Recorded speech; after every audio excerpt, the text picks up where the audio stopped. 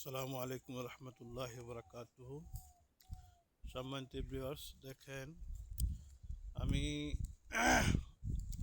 এখন 8:45 বাজতেছে।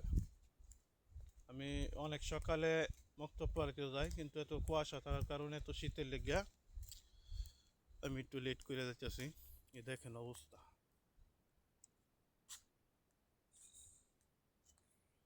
কি অবস্থা! মানে 2-3 আর সামনে যে একজনকে দেখবো এরকম কোনো ভাব নেই। আল্লাহ, এটা কি শুরু হইল আজকা! পুষ্মায়াদিন, ওয়ালাইকুম আসসালাম, আসসালামু আলাইকুম।